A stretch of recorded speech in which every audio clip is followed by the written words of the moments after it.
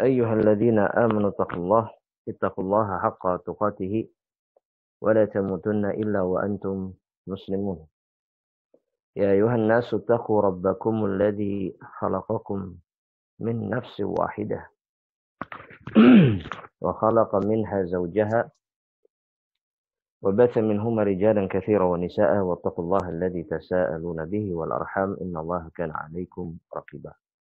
يا أيها الذين آمنوا اتقوا الله وقولوا قولا سديدا يصلح لكم أعمالكم ويغفر لكم ذنوبكم ومن يطع الله ورسوله فقد فاز فوزا عظيما. أما بعد، إخوة الإسلام rahimani wa rahimakumullah. Jamaah sekalian yang semoga senantiasa dijaga dan dirahmati oleh Allah Subhanahu wa taala. Di pagi hari ini insyaallah taala di hari yang ke-12 dari bulan Ramadan, kita diberikan kenikmatan yang begitu luar biasa oleh Allah. Kenikmatan berupa kesempatan meniti jalan menuju surga Allah Subhanahu wa taala. Di tengah wabah yang sedang mendera, yang membuat kita kemudian tidak bisa berjumpa di dalam majelis ilmu di rumah Allah Subhanahu wa taala. Namun Allah Subhanahu wa taala masih memberikan kesempatan dengan cara lain, dengan jalan yang lain, sehingga kita masih diizinkan untuk bisa mendapatkan rahmat Allah dan juga kesempatan untuk bisa berada di atas jalan menuju surga Allah Subhanahu wa taala. Jamaah yang rahmati Allah Subhanahu wa taala, tentunya ini adalah kesempatan yang tidak diberikan kepada setiap hamba-hamba Allah yang hidup di hari ini,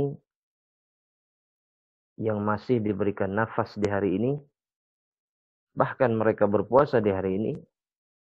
Namun bisa jadi jalan yang satu ini Allah jauhkan dari mereka.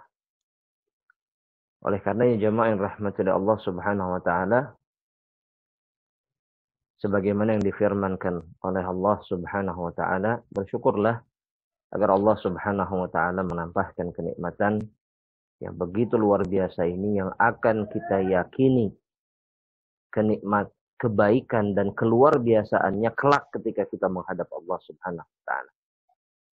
Bagaimana kita begitu beruntungnya diberikan kesempatan oleh Allah Subhanahu wa taala. Dan tentunya jamaah yang rahmati Allah, majelis ilmu ini, kesempatan untuk bisa menuntut ilmu ini memiliki konsekuensi yang Allah Subhanahu wa taala bebankan kepada kita semuanya. Allah Subhanahu wa taala tidak memerintahkan kita untuk menuntut ilmu agar kita memiliki wawasan yang luas, pengetahuan yang begitu luar biasa tentang syariat Allah Subhanahu wa taala. Namun Allah Subhanahu wa taala menginginkan apa yang kita ketahui menjadi manfaat berupa amal yang saleh yang dilakukan oleh hambanya yang telah mendapatkan ilmu yang diberikan oleh Allah Subhanahu wa taala. Dan amal saleh yang diinginkan oleh Allah Subhanahu wa taala sebagai konsekuensi dari ilmu yang diberikan oleh Allah adalah bekal untuk menghadap Allah Subhanahu wa taala, bekal yang kelak akan ditanyakan oleh Allah dan kemudian akan dimintai pertanggungjawabannya oleh Allah Subhanahu wa taala. Setiap dari kita akan kembali kepada Allah, setiap dari kita akan berjumpa dengan Allah Subhanahu wa taala. Allah Subhanahu wa taala berfirman di dalam Al-Qur'an, di dalam suratul Ghasyiyah. Allah Subhanahu wa taala mengatakan, "Inna ilaina iyabahum, thumma inna alaina hisabahum." Sesungguhnya mereka akan kembali kepada kami, kata Allah Subhanahu wa taala. Setiap hamba Allah, terkhusus orang-orang yang beriman kepada Allah Subhanahu wa taala, yang beriman kepada dirinya akan kembali kepada Allah Subhanahu wa taala untuk satu kejadian, untuk satu momen yang Allah sebutkan kemudian dalam ayat berikutnya, "Tsumma inna 'alaina hisabahum."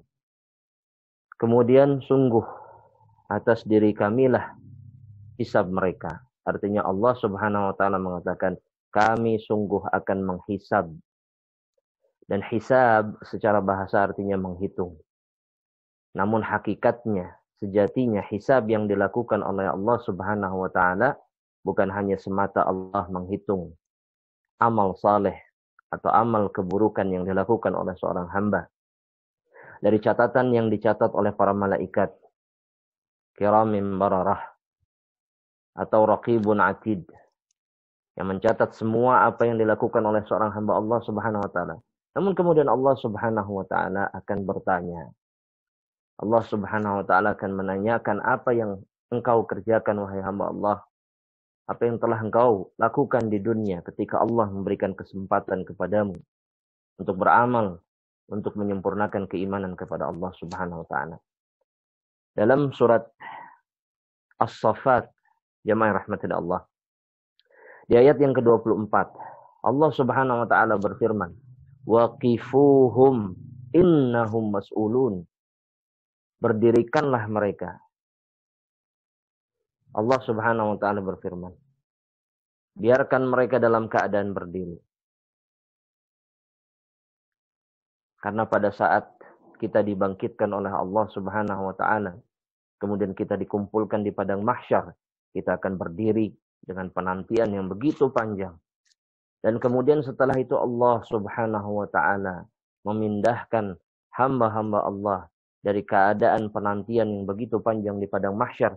Kemudian Allah Subhanahu wa taala akan pindahkan mereka kepada momen atau peristiwa berikutnya di dalam rangkaian peristiwa akhirat yang jauh lebih berat dari berdiri di padang mahsyar.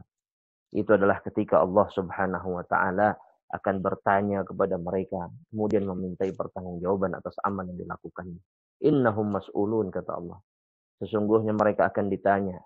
Mereka akan dimintai pertanggungjawaban oleh Allah Subhanahu wa taala atas apa yang dilakukannya. Bahkan Rasulullah sallallahu alaihi wasallam dalam hadis yang sahih yang diriwayatkan oleh Al-Imam Bukhari dan Imam Muslim, Rasulullah sallallahu alaihi wasallam beliau mengatakan, "Ma minkum min ahadin illa sayukallimuhu Allahu laisa bainahu wa bainahu turjuman." Sesungguhnya tidak ada satu orang pun di antara kalian melainkan akan diajak berbicara oleh Allah Subhanahu wa taala. Laisa bainahu wa bainahu turjuman. Tidak ada di antara dirinya, diri seorang hamba dan diri Allah Subhanahu wa taala turjuman. Seorang penterjemah. Allah Subhanahu wa taala akan bertanya langsung kepada hambanya. Kejadian yang jarang dibayangkan oleh kebanyakan hamba Allah Subhanahu wa taala. Ketika kita hidup di dunia, ketika kita diberikan kesempatan oleh Allah, kita melakukan perbuatan-perbuatan yang seakan-akan perbuatan itu tidak akan pernah ditanya oleh Allah Subhanahu wa taala. Yang seakan-akan apa yang dilakukannya tidak akan pernah dimintai pertanggungjawaban oleh Allah Subhanahu wa taala.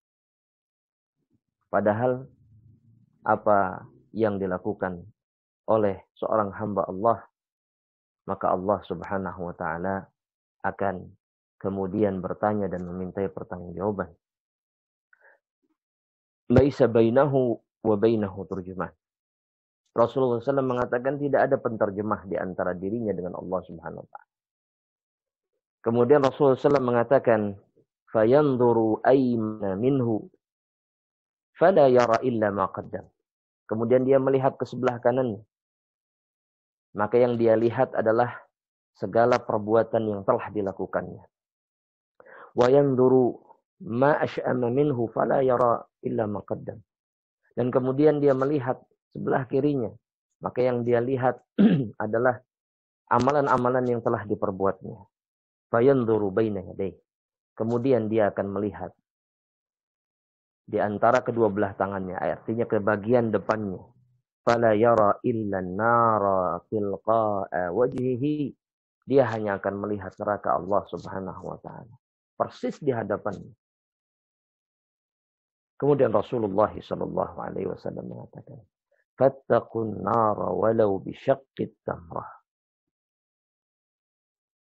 Lindungi diri kalian dari api neraka Allah Subhanahu wa taala walau bi syaqqit tamrah, meskipun hanya dengan sepotong kurma. Ikhwani fid din, azani Allah wa iyyakum. Apa yang kita lakukan akan kita temukan di hadapan Allah Subhanahu wa taala. Begitu mencengangkan memang jamaah yang dirahmati Allah. Ketika kita lihat sebagian hamba Allah Subhanahu wa taala yang hidup di atas dunia. Sebagaimana yang disebutkan atau diisyaratkan oleh Allah Subhanahu wa taala. Ya'kulu kama ya'kulul an'am. Mereka makan seperti binatang ternak makan. Yatamatta'un. Mereka bersenang-senang. Seakan-akan hidup mereka atau mereka diciptakan oleh Allah Subhanahu wa taala hanya untuk tujuan itu saja. Karena jika setiap dari kita, setiap dari hamba Allah Subhanahu wa taala menyadari apa yang akan terjadi di dalam kehidupan yang akan datang, di dalam kehidupan akhirat, maka demi Allah, setiap dari hamba Allah yang hidup sekarang akan betul-betul memalingkan diri mereka dari setiap kenikmatan yang menggiring mereka kepada kesia-siaan. Yang menggiring mereka kepada perbuatan-perbuatan yang tidak bermanfaat. Kemudian mereka akan melakukan apa yang bisa menyelamatkan diri mereka kelak di hadapan Allah. Ini saya soleh. Sehingga jika kita melihat kehidupan mereka, sejarah mereka, biografi mereka, sirah mereka, menemukan bagaimana seakan-akan mereka itu bukan manusia. Seperti para malaikat yang tidak memiliki raghbah terhadap dunia. Kita lupa bahwasanya mereka menyadari untuk apa mereka diciptakan oleh Allah Subhanahu wa taala. Bahwasanya Allah Subhanahu wa taala tidak menciptakan mereka semata-mata hanya untuk bersenang-senang, semata-mata hanya untuk mendapatkan rezeki yang diberikan oleh Allah Subhanahu wa taala. Sebagian dari hamba Allah hidupnya hanya untuk pakaian. Sebagian dari hamba Allah Subhanahu wa taala, subhanallah, saya tahu beberapa orang yang hidupnya hanya untuk sepatu. Yang hidupnya hanya untuk memperindah fisiknya, penampilannya. Seakan-akan Allah menciptakan mereka hanya untuk itu. Ketika diingatkan mereka tidak terima. Ketika diingatkan mereka menganggap bahwasanya Allah Subhanahu wa taala memberikan rezeki ini kepada mereka dan mereka punya hak untuk menggunakannya. Mereka lupa, jamaah yang dirahmati oleh Allah Subhanahu wa taala. Firman Allah Subhanahu wa taala dalam surat Al-Qiyamah ayat yang ke-36 di mana Allah Subhanahu wa taala berfirman, "Anu ayyutraka sudah." Apakah manusia itu berpikir mereka akan dibiarkan begitu saja sia-sia? Dibiarkan oleh Allah Subhanahu wa taala tanpa Allah Subhanahu wa taala menetapkan tujuan hidup mereka. Tanpa Allah Subhanahu wa taala menetapkan aturan-aturan yang wajib mereka taati, larangan-larangan yang wajib mereka hindari. Oleh karenanya Al-Imam Asy-Syafi'i rahimahullah, beliau menafsirkan ayat ini dengan perkataan beliau, jamaah yang dirahmati oleh Allah Subhanahu wa taala. La yu'mar wa la yunha. Apakah mereka berpikir mereka akan dibiarkan begitu saja tanpa diperintah oleh Allah Subhanahu wa taala, kemudian mereka tidak dilarang oleh Allah Subhanahu wa taala? Sebagian ulama mengatakan la yuthabu wa la yu'aqab. Apakah mereka berpikir mereka akan beramal kemudian mereka tidak diberikan balasan oleh Allah Subhanahu wa taala? Ketika amalan mereka itu baik, Allah memberikan pahala balasan yang baik. Wala yu'aqab, kemudian mereka tidak dihukum atas kesalahan yang mereka lakukan. Dan kemudian dalam surat Al-Mu'minun ayat yang ke-115, Allah Subhanahu wa taala mengatakan, "Afahasibtum annama khalaqnakum abatha." Apakah kalian berpikir kalian diciptakan oleh Allah Subhanahu wa taala? Kami menciptakan kalian, kata Allah, abath, sia-sia begitu saja, tanpa ada tujuan. Wa annakum ilaina la turja'un. Kemudian kalian tidak akan dikembalikan, tidak akan kembali kepada kami. Sehingga kalian berhak melakukan apa saja yang kalian inginkan. Betapa banyak jamaah yang rahmatin Allah. Hamba-hamba Allah yang begitu pongahnya, yang begitu sombongnya mereka menganggap bahwasanya ini adalah kehidupanku. Aku berhak untuk melakukan sesuai dengan keinginanku. Menghabiskan waktu tanpa ada faidah, tanpa menunaikan kewajiban yang telah dibebankan oleh Allah Subhanahu wa taala. Ingat jamaah, kita akan dikembalikan kepada Allah dan Allah ingatkan itu. Agar setiap dari kita sadar bahwasanya mereka akan berjumpa dengan Rabbnya, kemudian Rabbnya akan bertanya. Jamaah yang rahmati Allah Subhanahu wa taala. Allah Subhanahu wa taala akan memberikan balasan. Keadaan yang membuat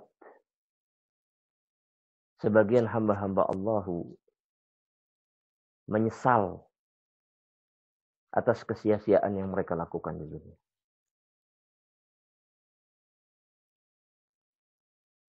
Allah akan memberikan balasan yang membuat setiap hamba yang mau mendengarkan pengingat yang diberikan oleh Allah dan Rasul itu berbahagia karena mereka tahu setiap kebaikan yang mereka lakukan akan diberikan balasan yang terbaik oleh Allah Subhanahu wa taala. Dan Allah Subhanahu wa taala tidak akan menzalimi siapapun di antara hamba-hambanya. Karena Allah sudah mengutus para rasul. Karena Allah Subhanahu wa taala sudah memberikan peringatan bagi hamba-hambanya. Allah Subhanahu wa taala telah menurunkan dzikra, pengingat Al-Qur'anul Karim yang diberikannya kepada sebaik-baik nabi dan rasul Muhammad sallallahu alaihi wasallam untuk mengingatkan hamba-hambanya sebagai hujjah atas diri mereka ketika mereka berjumpa dengan Allah Subhanahu wa taala. Al-Qur'anu hujjatun laka. Al-Qur'an itu adalah hujjah bagi kalian. Al-Qur'an akan menjadi hujjah di hadapan Allah Subhanahu wa taala jika kalian mengambil Al-Qur'an sebagai pedoman hidup kalian. Namun jika tidak, maka Al-Quran akan menjadi hujjatun alaik. Akan menjadi hujjah atas diri kalian. Hujjah yang Allah gunakan untuk memberikan balasan yang setimpal. Balasan yang di dalamnya tidak ada kezaliman. Allah Subhanahu wa taala dalam surat Ghafir, Allah Subhanahu wa taala berfirman, ayat yang ke-17, Al-yawma tajzi kullu nafsin bima kasabat, la zulmal yawm. Dalam surat Ghafir ayat yang ke-17 ini, surat yang ke-40, ayat yang ke-17. Allah Subhanahu wa taala mengatakan, "Al-yauma tujza kullu nafsin bima kasabat, la zulmal yaum." Setiap jiwa akan diberikan balasan oleh Allah Subhanahu wa taala. Tidak ada kezaliman pada hari ini. Karena setiap dari kita memiliki pilihan yang diberikan oleh Allah Subhanahu wa taala. Telah diberikan seorang utusan kepada mereka, dikirimkan seorang nabi, dan diberikan kitab, diberikan pedoman, tuntunan untuk mereka agar mereka bisa mempersiapkan diri mereka dan kemudian mereka sadar bahwasanya apa yang mereka lakukan akan dimintai pertanggungjawaban oleh Allah. Kemudian Allah Subhanahu wa taala akan memberikan balasan yang setimpal. Jamaah yang rahmati oleh Allah Subhanahu wa taala. Oleh karenanya Rasulullah sallallahu alaihi wasallam di dalam suatu hadis yang diriwayatkan oleh Al-Imam Hakim, beliau memberikan nasihat yang berharga kepada kita.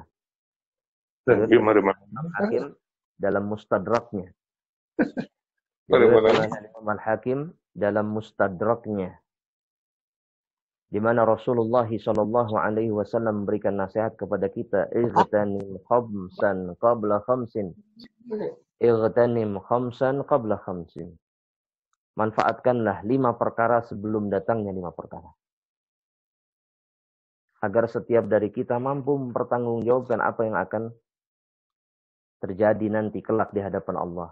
Ketika dia dimintai pertanggungjawaban oleh Allah Subhanahu wa taala dan kemudian dia di dunia memanfaatkan 5 kesempatan sebelum datangnya 5 kesempatan yang lainnya, maka dia akan menjadi hamba Allah Subhanahu wa taala yang selamat.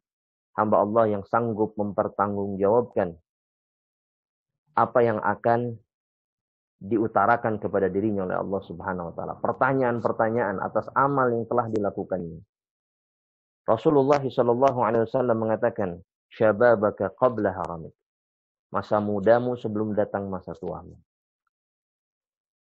Kemudian Rasulullah SAW mengatakan, "Wasihhataka qabla saqamik." Kemudian sehatmu sebelum datang sakitmu. Kemudian Rasulullah SAW melanjutkan, "Wa ghinaka qabla fakrik." Dan masa luangmu, masa luasmu ketika rizkimu luas, masa kayamu, masa kecukupanmu sebelum datang masa fakirmu. Wa faraghaka qabla syughlik. Dan juga masa luangmu sebelum datang masa sibukmu. Wa hayataka qabla mautik. Dan hidupmu sebelum datang kematianmu. Kesempatan yang jika dimanfaatkan oleh hamba-hamba Allah, maka mereka akan sanggup untuk bisa mempertanggungjawabkan apa yang mereka lakukan di hadapan Allah Subhanahu wa taala. Jika seseorang menggunakan kebaikan masa mudanya untuk memperkaya dirinya, untuk memenuhi pundi-pundi uangnya, maka demi Allah, masa muda yang seperti ini bukan masa muda yang diridhai oleh Allah Subhanahu wa taala. Bukan masa muda yang akan membuat seseorang selamat di hadapan Allah Subhanahu wa taala. Namun sebaliknya, masa muda yang dipenuhi dengan ketaatan kepada Allah, masa muda yang dipenuhi dengan ikhtiar untuk memenuhi pundi-pundi amal saleh. Ini yang dicintai oleh Allah Subhanahu wa taala. Ini yang membuat seseorang dilindungi oleh Allah Tabaraka wa taala kelak ketika berjumpa dengan dia. Dan juga kemudian jamaah yang rahmati Allah Subhanahu wa taala, kesempatan ketika seseorang memiliki kesehatan sebelum datang masa sakitnya. Karena betapa banyak amal saleh yang hilang ketika Allah Subhanahu wa taala timpakan penyakit kepada seseorang. Seseorang tidak mampu untuk melangkahkan kakinya untuk bisa mengunjungi rumah Allah karena sakit yang dideritanya. Namun seringkali jamaah yang rahmati Allah, ketika dia sehat, dia lupa untuk memuliakan dirinya dengan amal saleh, untuk memuliakan dirinya dengan ketaatan kepada Allah. Begitu besar penyesalan yang dimiliki seseorang ketika datang sakit kepada dirinya.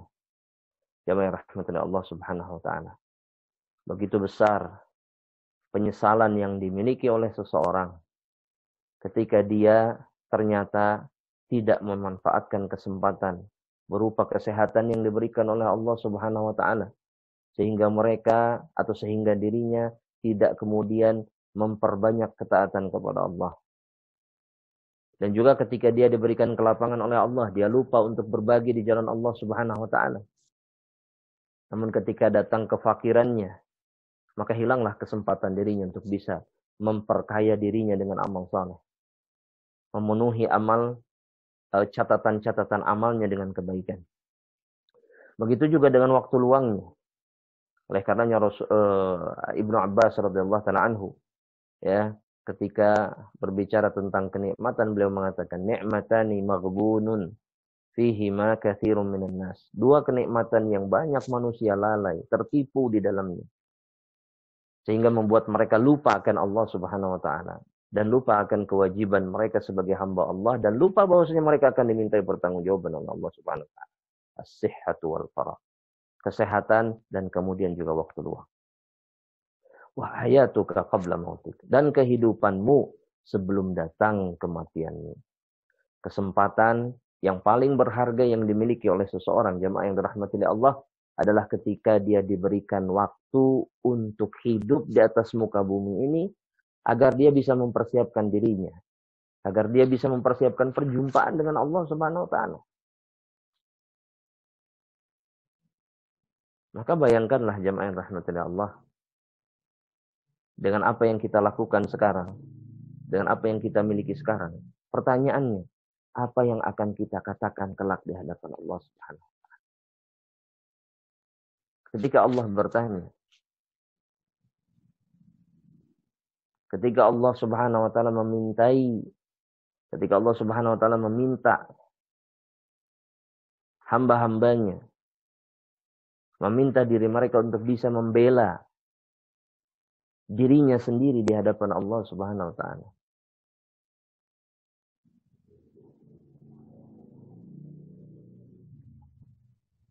Momen di mana hamba-hambanya harus mempertahankan dirinya dengan hujjah yang dia miliki.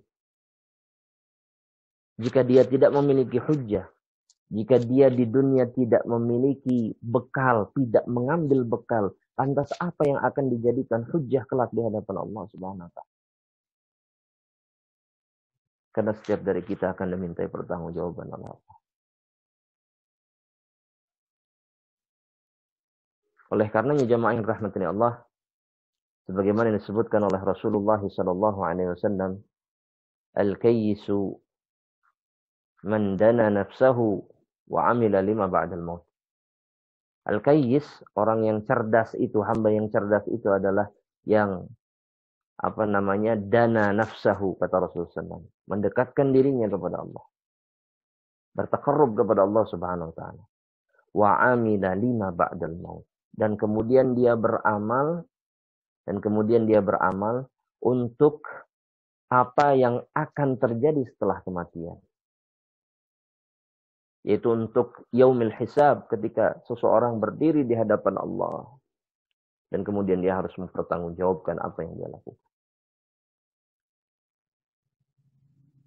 Para ulama jamaah yang rahmatillah Allah Subhanahu wa taala, kemudian mereka menjelaskan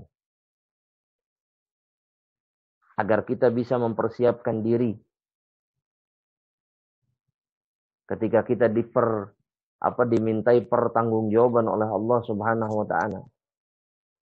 Maka seseorang harus memahami betul perkara-perkara apa saja yang akan kemudian dimintai pertanggungjawabkan, yang akan engkau pertanggungjawabkan wahai hamba Allah di hadapan Allah Rabbuna tabaraka wa taala.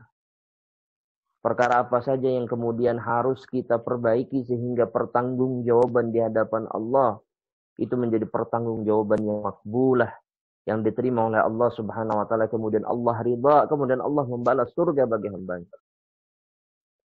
Maka yang pertama kata para ulama, yang pertama yang semestinya dipersiapkan oleh seorang hamba, karena perkara ini adalah perkara yang di antara perkara yang awal, yang paling pertama akan dimintai pertanggungjawabannya oleh Allah Subhanahu wa taala, adalah at-tauhidu, kata mereka, wal ittiba. Al-tauhidu wal ittiba. Ini yang akan ditanya pertama kali. Di antara yang pertama kali ditanya oleh Allah adalah ini. Penghambaan kita dengan sempurna kepada Allah Subhanahu wa taala, tauhidullah wal ittiba, dan kemudian ittiba, mengikuti sunnah Rasulullah sallallahu alaihi wasallam. Al-Imam Abu Aliyah rahimahullah, min kibar tabi'in. Beliau mengatakan, Al-Imam Abu Aliyah beliau mengatakan rahimahullah, kalimatani yus'alu anhul abdu yaumal qiyamah. Dua kalimat yang akan dimintai pertanggungjawabannya, akan ditanya oleh Allah Subhanahu wa taala pada hari kiamat kelak, ketika kita berjumpa dengan Allah, ketika kita berdiri di hadapan Allah Subhanahu wa taala. Yaumul qiyamah, pada hari kiamat, yang pertama adalah kata beliau, ma kuntum ta'budun. Apa yang kalian sembah ketika kalian memiliki kesempatan hidup di atas muka bumi? Apa yang kalian sembah? Mungkin kebanyakan dari kita akan menjawab, kita menyembah Allah Subhanahu wa taala. Namun banyak perkataan yang seperti ini, jamaah yang rahmatullah Allah, tidak berkesesuaian dengan kenyataannya. Sebagian dari orang yang mengaku Islam, mengaku muslimin di dunia, ketika mereka diberikan kehidupan oleh Allah Subhanahu wa taala, mereka mengaku menyembah Allah Subhanahu wa taala. Mereka sholat, mereka puasa, mereka zakat, mereka sedekah, mereka berangkat haji. Namun di sisi yang lainnya, ketika mereka berada di dalam kesulitan, mereka meminta kepada selain Allah.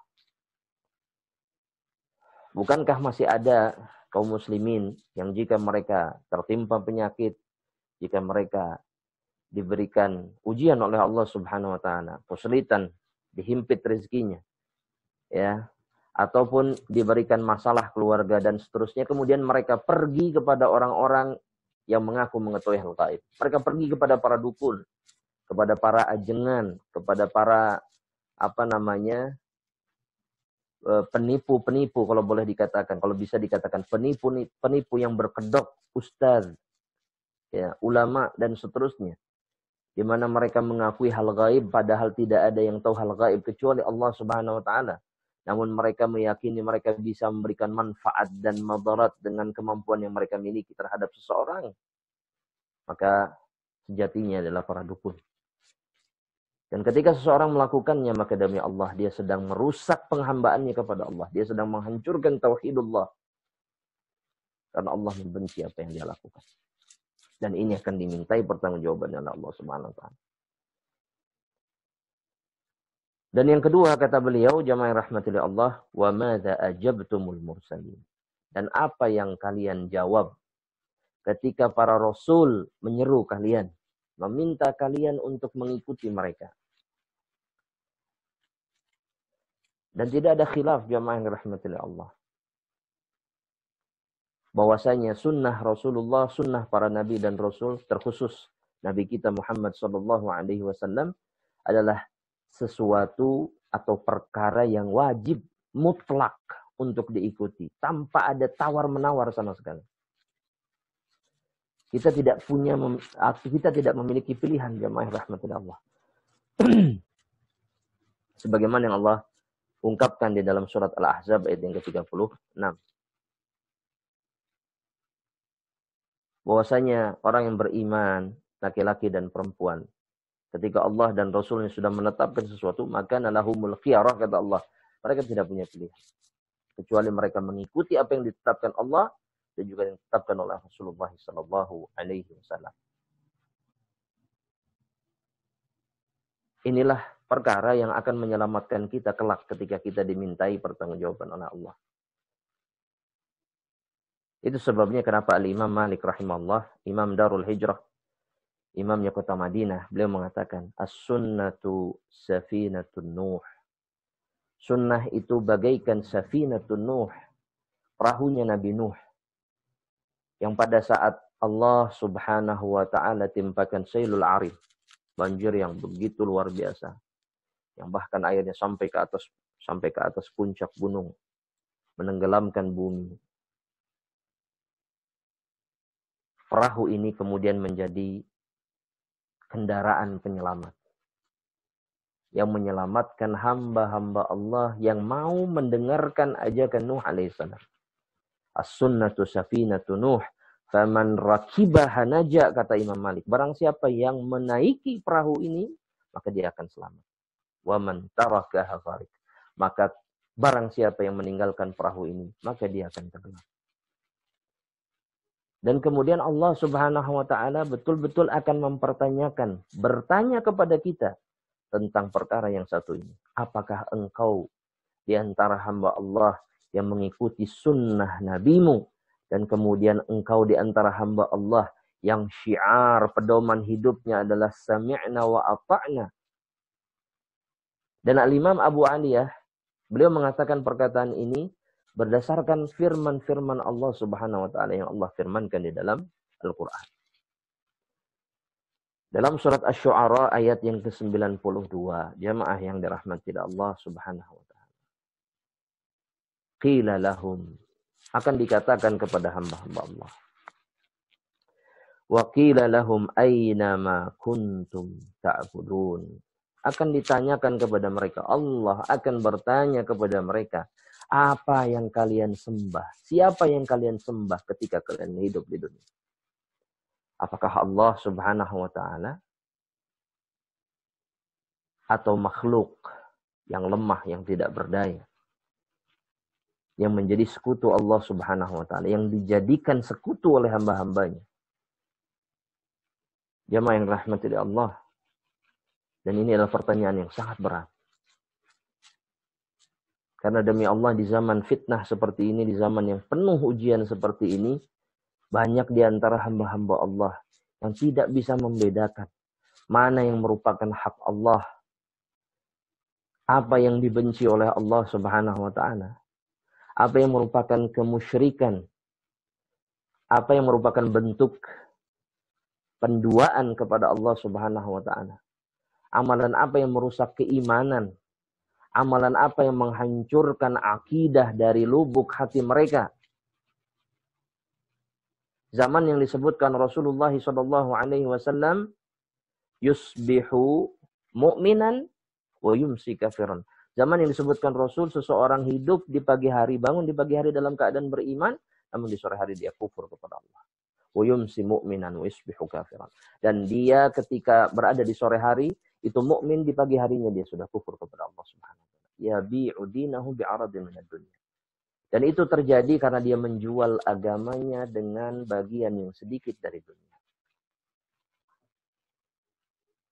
Yang membuat kelak dia nanti di hadapan Allah tidak sanggup untuk bisa memberikan pertanggungjawabannya di hadapan Allah. Aina ma kuntum ta'budun. Ketika Allah Subhanahu wa taala bertanya, apa yang kalian sembah? Siapa yang kalian sembah? Dirikukah atau makhluk-makhluk ciptaan-ciptaan Allah Subhanahu wa taala? Kemudian firman Allah yang lainnya yang menunjukkan bahwasanya seseorang akan ditanya oleh Allah tentang ittiba'nya terhadap apa yang dibawa oleh Rasulullah sallallahu alaihi wasallam. Dalam surat Al-Qasas ayat yang ke-65. Allah Subhanahu wa taala berfirman mengatakan, "Wa yauma yunadi fayaqulu madza ajabtumul mursalin."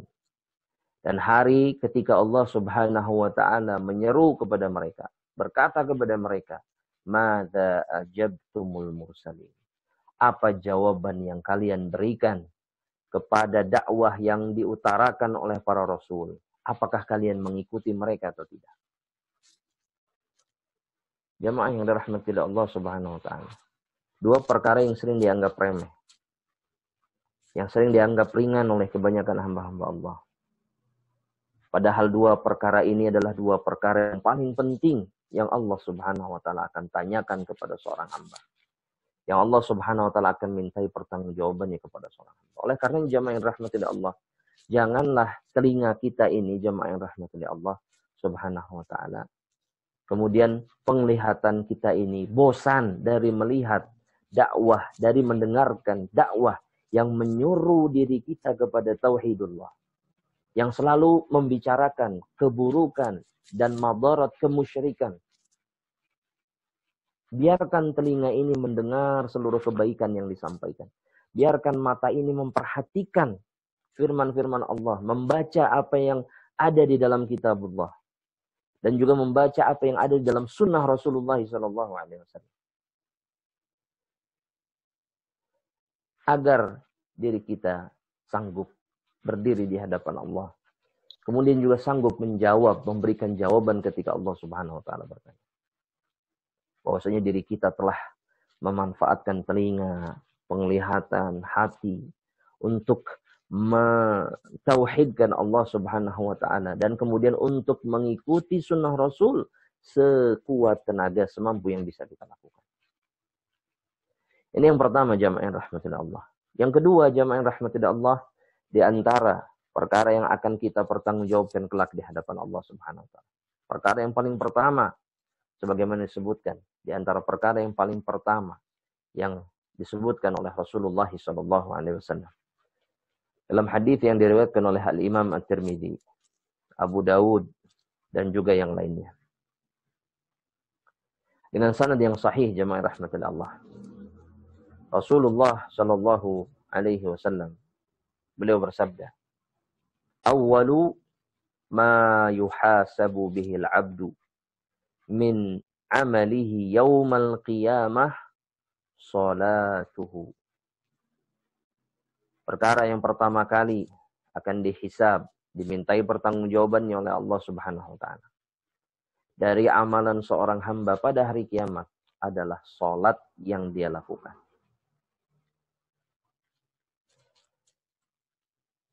Salat yang seringkali dianggap sebagai rutinitas semata oleh kebanyakan dari hamba-hamba Allah. Jarang sekali jemaah yang rahmatillah Allah, kita menganggap sholat sebagai perjumpaan antara kita dengan Allah Subhanahu wa Ta'ala di atas muka bumi. Secara zat, Allah Subhanahu wa Ta'ala ada di atas langit yang ketujuh, di atas arsy. Allah tidak ada di mana-mana, sebagaimana yang diyakini sebagian. Ya, fi kulli makan, Allah ada di mana-mana, dan seterusnya. Ini keyakinan yang batil, jemaah rahmatullah. Keyakinan yang menyelisihi apa yang ditetapkan oleh Allah Subhanahu wa Ta'ala sendiri. Namun Allah Subhanahu wa Ta'ala jadikan solat kita sebagai momen di mana Allah mendekatkan dirinya kepada setiap hamba yang melakukan solat. Namun sayang sekali jemaah, jarang sekali kita merasakan indahnya, agungnya perjumpaan dengan Allah Subhanahu wa Ta'ala di dalam salat-salat kita. Karena kita hanya menganggap bahwasanya salat sebagai rutinitas semata. 5 waktu setiap hari, selesai kita mengerjakan salat 5 waktu, al-faraid, subuh, zuhur, asar, maghrib, isya. Maka selesai pula, kita menganggap selesai pula kewajiban kita. Cukup amalan yang kita lakukan dengan mengerjakan salat 5 waktu. Namun kita tidak pernah merasakan manisnya dan indahnya perjumpaan di dalam salat dengan Allah Subhanahu wa Ta'ala. Berbeda dengan Rasulullah sallallahu alaihi wasallam. Rasulullah sallallahu alaihi wasallam yang bahagia ketika datang waktu salat. Arihna ya Bilal bis shalah. Ketika beliau mengatakan kepada Bilal agar Bilal segera mengumandangkan azan. Tenangkanlah hati kami wahai Bilal dengan salat. Azanlah engkau agar kami bisa melakukan salat. Salatul khasyi', sebagaimana disebutkan oleh para ulama. Inilah salat orang yang khusyuk. Salat yang sempurna, salat yang dicintai dan diinginkan oleh Allah Subhanahu wa Ta'ala. Salat yang menentukan selamatnya kita kelak di hadapan Allah atau tidak. Karena dalam hadis yang saya sebutkan tadi, Rasulullah SAW kemudian mengatakan, fa in saluhat faqad aflaha wa anjah. Catat baik-baik ini jemaah. Fa in saluhat, jika salat seorang hamba itu selamat, baik, sempurna, salat yang dilakukan di awal waktu, salat yang dilakukan dengan penuh kekhusyuan, bagi laki-laki salat yang dilakukan di rumah-rumah Allah Subhanahu wa Ta'ala, ya, ketika mereka berada di waktu yang tidak ada wabah, tidak ada penyakit. Dalam waktu sehat mereka berangkat ke masjid untuk menunaikan sholat mereka. Waktu yang atau sholat yang dilakukan oleh seorang hamba dalam keadaan yang sempurna. Rukun-rukun dan hak-haknya dipenuhi. Tumakninah, berdirinya, rukunya, sujudnya, i'tidalnya. Semua rukun-rukun yang ada di dalam salat ditunaikan oleh mereka. Maka inilah salat yang selamat, salat yang baik. Maka kata Rasulullah SAW, qad aflah, maka dia telah beruntung, telah menang. Wa anjah, dan dia berhasil. Dia selamat dari hisab yang diberikan oleh Allah Subhanahu wa Ta'ala. Dia sanggup untuk bisa mempertanggungjawabkannya di hadapan Allah. Wa in fasada faqad khaba wa khasir. Jika salat fardu, salat 5 waktu yang dia lakukan rusak, sebagaimana yang menjadi fenomena sekarang jemaah rahmatillah Allah, khususnya di dalam salat malam, di dalam salat tarawih, waliyadzubillah. Sebagian kaum muslimin begitu cepatnya mereka melakukan salat. Bukan hanya saja salat malam, namun di salat fardunya pun terlebih mereka melakukannya sekarang di rumah karena mengikuti anjuran pemerintah dan seterusnya. Mereka bukannya kemudian memperpanjang salat-salat mereka, namun mereka merasa ini adalah kesempatan untuk bisa melakukannya dengan cepat. Fasad, rusak. Rukunnya rusak. Tumakninahnya tidak ada. Khusyuknya tidak ada. Allahu Akbar ketika mereka bertakbir. Yang pertama kali mereka ingat benda-benda yang mereka hilangkan. Yang hilang dari mereka. Urusan kerja mereka. anak istri mereka. Anak minta ini, istri minta itu. Manusiawi memang. Tapi kemudian pikiran ini yang memenuhi sholat-sholat mereka. Maka rusaklah sholat yang mereka miliki. Rusaklah sholat yang mereka kerjakan jamaah. Dan jika ini terjadi, jamaah yang rahmatillah Allah, faqad khaba kata Rasulullah SAW. Maka orang yang seperti ini adalah orang yang merugi. Orang yang celaka. Orang yang khasir. Yang rugi kata Rasulullah SAW. Karena dia kemudian tidak sanggup untuk mempertanggungjawabkannya di hadapan Allah. Pertanyaan, di antara pertanyaan, permintaan pertanggungjawaban yang diutarakan oleh Allah Subhanahu wa taala. Yang paling pertama, di antara yang paling pertama adalah tentang salatnya. Oleh karenanya jamaah yang rahmatillah Allah, salafus saleh, salafun as-saleh itu menjadi contoh bagi kita dalam masalah ini. Salat mereka adalah salat yang dilakukan betul-betul karena Allah Subhanahu wa taala. Salat orang yang ingin bisa memberikan pertanggungjawaban sebaik mungkin di hadapan Allah. Salah satu cucu Rasulullah sallallahu alaihi wasallam sebagaimana disebutkan dalam beberapa riwayat, disebutkan bahwasanya ketika beliau berdiri untuk sholat, artinya beliau mempersiapkan dirinya untuk sholat fardu, maka berubahlah wajah beliau. Wajah beliau menjadi pucat kata para tabi'in atau tabi'in, para ulama. Beliau mengatakan wajahnya menjadi pucat pasi. Kemudian ketika dia masuk ke dalam sholat, bertakbir, melakukan takbiratul ihram, maka dia tidak ubahnya seperti kayu yang ditancapkan ke permukaan bumi. Tegak dan tidak bergerak. Karena keagungan yang dia rasakan dari perjumpaan antara dirinya dengan Allah Subhanahu wa taala. Aina nahnu min haula jamaah rahmatillah Allah. Di mana posisi kita dari mereka, kaum salafus saleh. Atau seperti yang lainnya, misalkan seorang sahabat Nabi Muhammad SAW, Az-Zubair ibn al-Awwam, yang diamputasi kakinya ketika beliau sedang melakukan sholat. Jamaah rahmatillah Allah.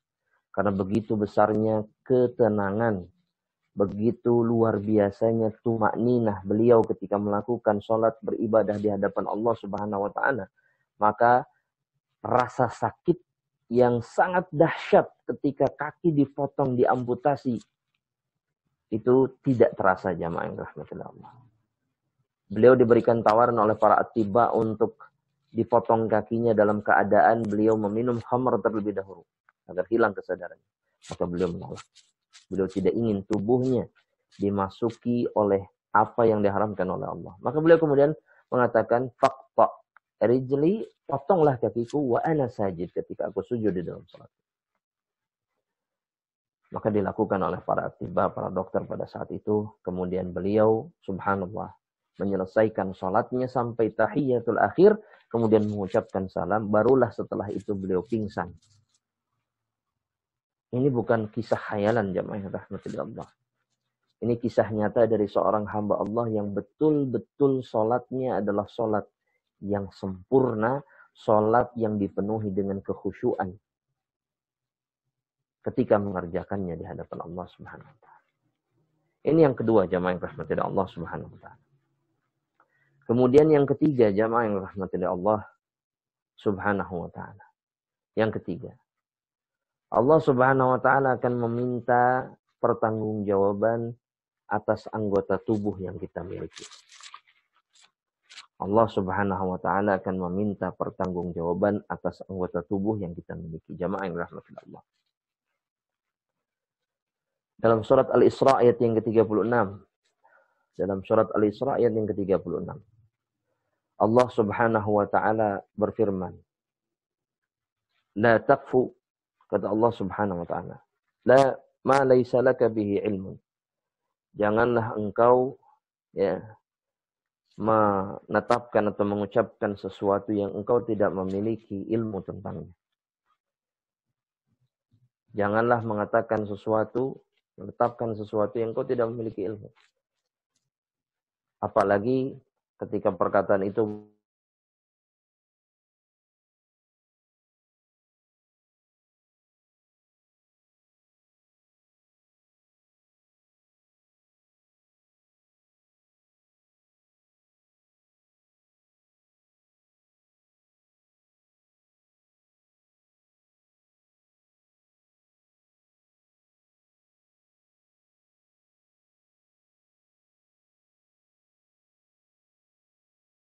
celah yang sangat menjadi celah yang sangat kuat atau celah yang sangat dimanfaatkan oleh syaitan untuk menyesatkan dan mencelakai seorang hamba Allah. Seseorang mungkin jamaah yang dirahmati Allah bisa menahan dirinya dari memakan apa yang diharamkan oleh Allah. Dia tidak mau berkhianat, dia tidak mau berkhianat. Dia tidak mau mengambil hak orang lain, tapi matanya tenggelam di dalam perkara yang diharamkan oleh Allah Subhanahu wa taala. Dia menganggap kalau melihat apa yang diharamkan oleh Allah itu tidak seberat seperti mengambil hak orang lain. Dia lupa mata yang dia gunakan untuk melihat apa yang diharamkan oleh Allah. Ya, seperti yang banyak dilakukan oleh hamba-hamba Allah di zaman ini dari alat komunikasi yang mereka miliki. Sekilas mereka melihat ini, sekilas mereka melihat itu. Namun sekilas-sekilas ini terus terjadi jamaah rahmatullah. Dan kemudian mereka menganggap diri mereka tidak akan ditanya oleh Allah Subhanahu wa taala. Tidak akan dimintai oleh pertanggungjawaban oleh Allah Subhanahu wa taala. Kemudian telinga mereka biarkan. Bukannya mereka mendengar lantunan ayat suci Al-Qur'an, namun mereka biarkan telinga-telinga mereka untuk mendengarkan nyanyian, lantunan lagu-lagu yang diharamkan oleh Allah Subhanahu wa taala. Mereka biarkan bagian tubuh yang diberikan oleh Allah Subhanahu wa taala ini, yang Allah inginkan untuk dimanfaatkan untuk mendengar apa yang menjadi petunjuk bagi mereka, apa yang menjadi kebaikan bagi mereka dari firman Allah, dari sunnah Nabi-Nya Muhammad SAW, namun mereka berkhianat kepada Allah Subhanahu wa taala. Mereka berkhianat, mereka mengkhianati Allah. Dengan cara apa? Mereka mendengarkan apa yang diharamkan oleh Allah. Telinga mereka lebih terasa indah ketika mendengar apa yang diharamkan Allah. Nyanyian, lagu-lagu. Namun telinga mereka tidak sanggup untuk mendengarkan firman Allah. Meskipun hanya sejenak. Khusus di bulan puasa sekarang, jamaah rahmatillah Allah. Sebagaimana yang kita ketahui, media-media yang ada itu adalah media-media yang menghancurkan ibadah puasa dan ibadah-ibadah kaum muslimin yang lain.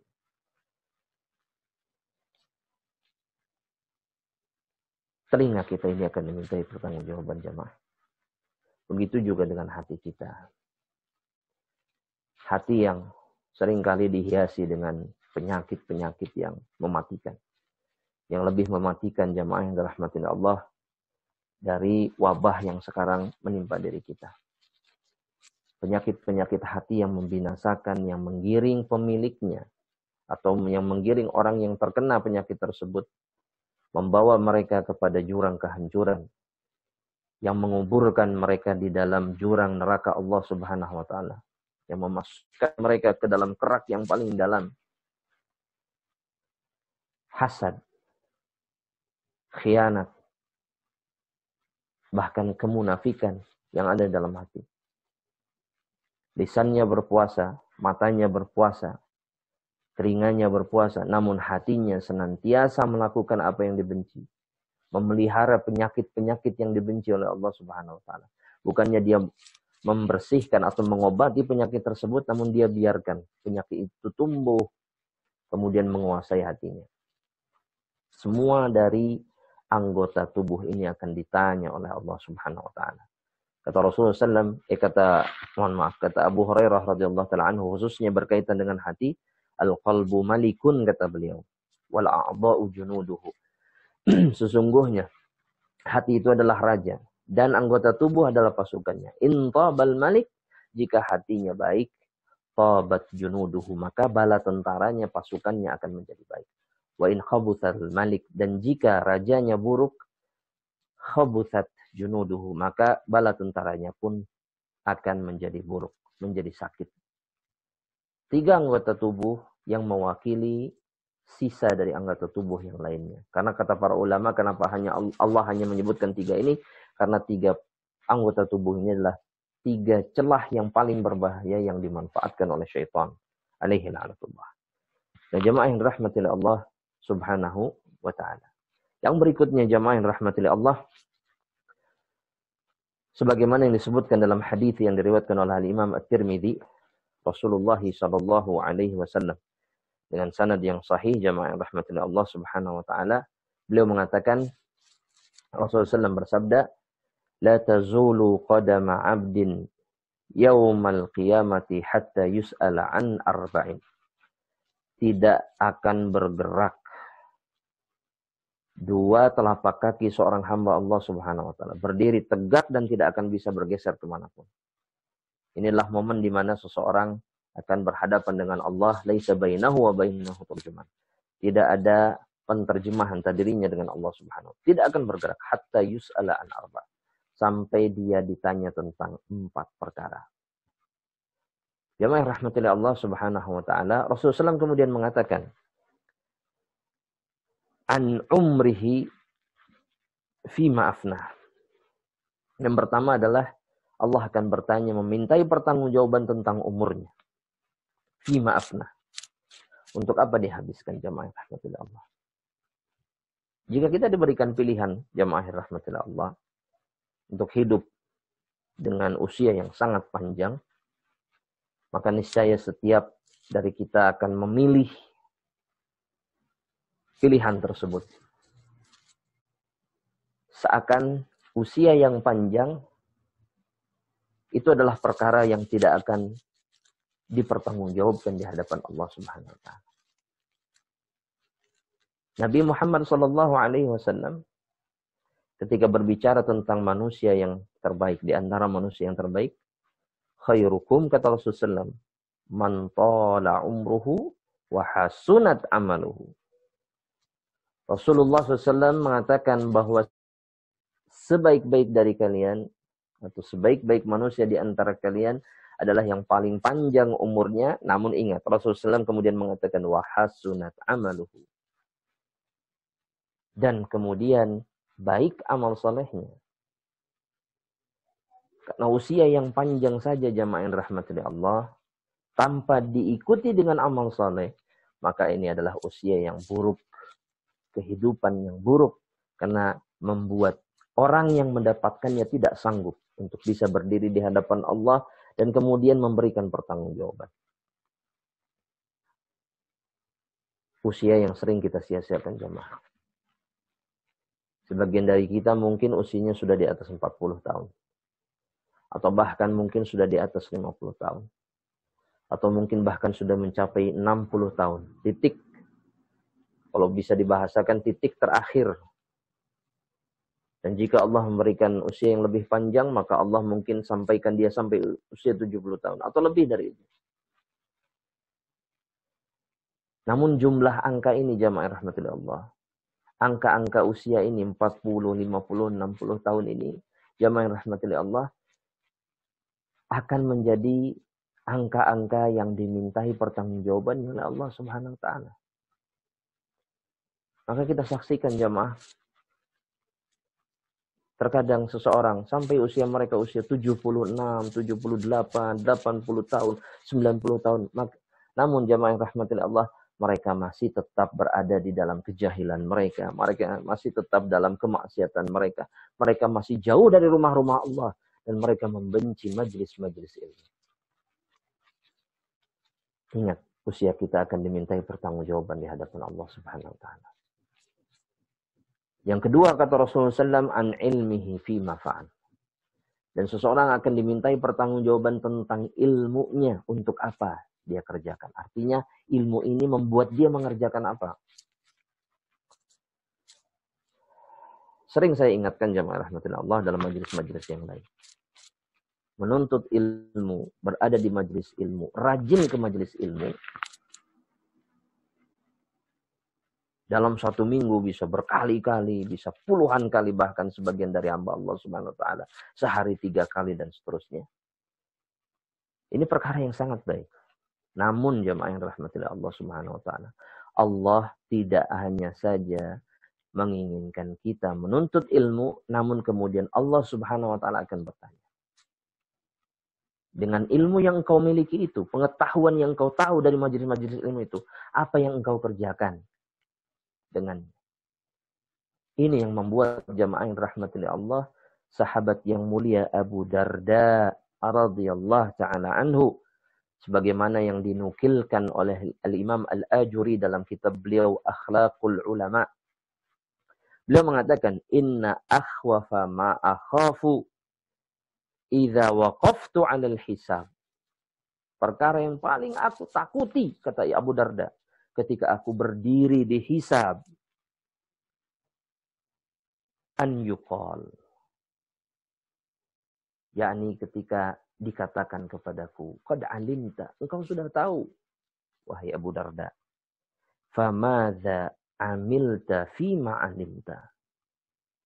Namun lantas apa yang engkau kerjakan dengan ilmu yang sudah engkau ketahui? Maka jamaah yang dirahmati oleh Allah Subhanahu wa taala, kita akan dituntut oleh Allah dengan ilmu yang kita miliki, jamaah yang dirahmati oleh Allah. Kita akan dipertanyakan, akan dimintai pertanggungjawaban apa amal yang muncul karena ilmu yang kita miliki. Maka ini diantara perkara yang sangat berat, jamaah yang dirahmati oleh Allah, yang akan dirasakan seorang hamba kelak pada hari kiamat. Kemudian yang ketiga, jamaah yang rahmatillah Allah, ammalihi. Seseorang akan ditanya, dimintai pertanggungjawaban tentang hartanya. Ada dua perkara yang akan dimintai pertanggungjawaban oleh Allah. Min aina iktasabahu wa fima anfaqahu. Min aina iktasabahu, dari mana dia dapatkan, wa fima anfaqahu. Dan untuk apa dia infakkan, untuk apa dia manfaatkan harta yang sudah dia dapatkan. Oleh karenanya, seseorang wajib memperbaiki sumber penghasilannya. Karena pilihannya ketika menentukan sumber penghasilan adalah pilihan yang akan dimintai pertanggungjawaban dan akan ditanya oleh Allah Subhanahu wa taala. Tidak mengapa, jamaah yang rahmati Allah, seseorang memiliki pekerjaan yang biasa-biasa saja, mungkin di hadapan makhluk, atau bahkan rendah, sederhana. Namun ketika pekerjaan dan sumber penghasilannya itu adalah sumber penghasilan yang diridhoi oleh Allah, jauh dari apa yang diharamkan oleh Allah Subhanahu wa taala, maka demi Allah, orang yang seperti ini akan selamat di hadapan Allah jika kemudian dia menginfakkan hasilnya di dalam perkara yang benar. Maka jangan pernah iri hati, jemaah yang dirahmati Allah. Sebagian dari kita hasad ya, atau mungkin menginginkan apa yang dimiliki oleh orang lain. Gaji yang besar, pekerjaan yang luar biasa di perusahaan yang begitu luar biasa. Namun dia lupa bahwasanya perusahaan itu sumber penghasilannya atau bidang pekerjaannya adalah bidang pekerjaan yang dibenci oleh Allah, yang membuat penghasilan pegawai-pegawainya juga haram, yang akan memperberat hisab dan pertanggungjawaban di hadapan Allah Subhanahu wa taala.